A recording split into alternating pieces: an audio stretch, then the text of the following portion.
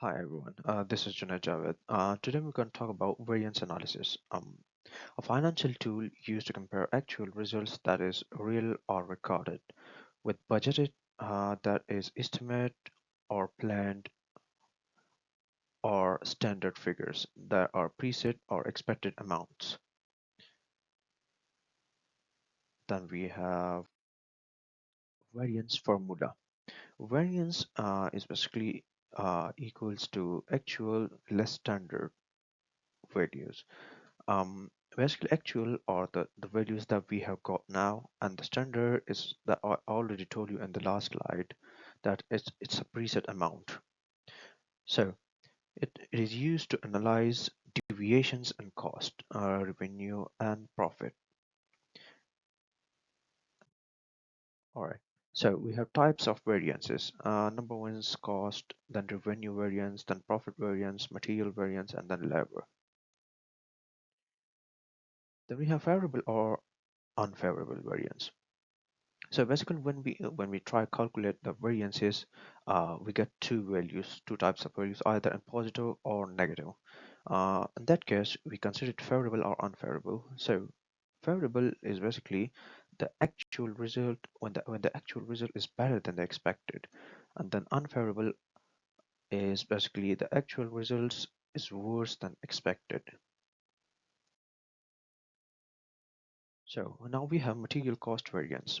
Material cost variance is equal to the standard cost less actual cost. We have an example here. For example, we have standard cost equal to 1000 and then actual cost equal to 1200.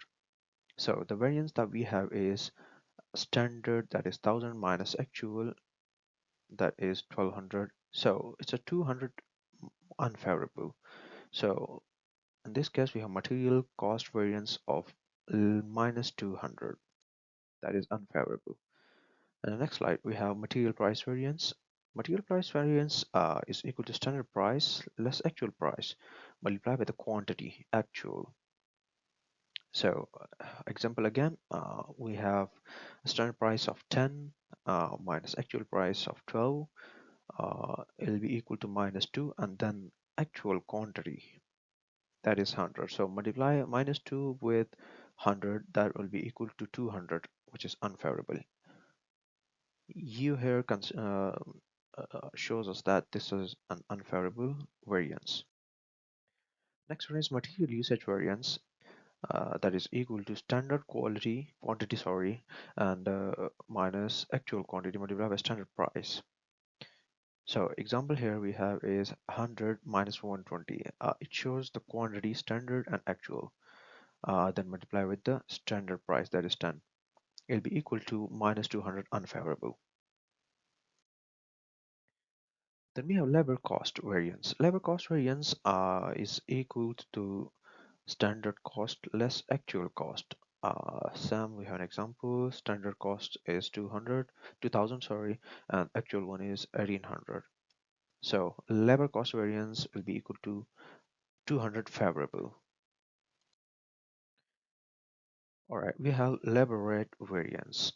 Labor rate variance is equal to standard rate minus actual rate multiplied by actual hours. As it shows rate, so rate means that we'll calculate the hours here for the labors. So we have 20 standard rate and then minus actual rate. We'll multiply with 50 actual hours, and the variance we have is minus 100 unfavorable. Or labor efficiency variance. Labor efficiency variance is equal to standard hours less actual hours and multiply it by rate. Example we have is 50 minus 60. That is 50 is standard hours and actual hours are 60. We multiply it with 20 and we'll get minus 200 unfavorable variance. Then we have sales variance. Sales variance is equal to actual sales less budgeted sales. Example we have here is actual sales are 5,000, budgeted are 4,500. The variance you'll get is 5,000 minus 4,500, and then we have 500 favorable variance. Then profit variance. Profit variance we have is budgeted profit, that is 5 lakhs, and then actual profit, that is 4 lakh and 20,000. So profit variance will be equal to budgeted profit less actual profit. Uh, Sorry, it's actual profit minus budgeted profit, and it'll be equal to 8,000 negative. This is an adverse variance where actual amount is less than the budgeted amount.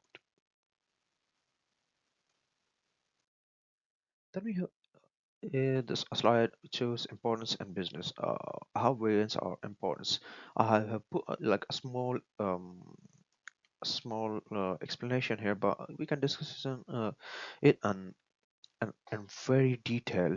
But as looking to the time, I have just put a small importance that I can explain here in the video. So variance analysis helps in cost control. So how can we control the cost? Then it monitors the budget, and then we have the performance evaluation. How we'll do that? So it's also an importance for it, and then better decision making. How can we make better decisions in a business? The next slide and the final slide we have is practical use. It's used in budgeting, rate planning, cost control, and finance reporting in the business. So it was the whole brief story that I was able to discuss. As I told you, we can discuss it in a very long video, maybe in a whole class, or maybe more than that. But for today, uh, thank you, and we'll discuss the next topic in the next video. See you all.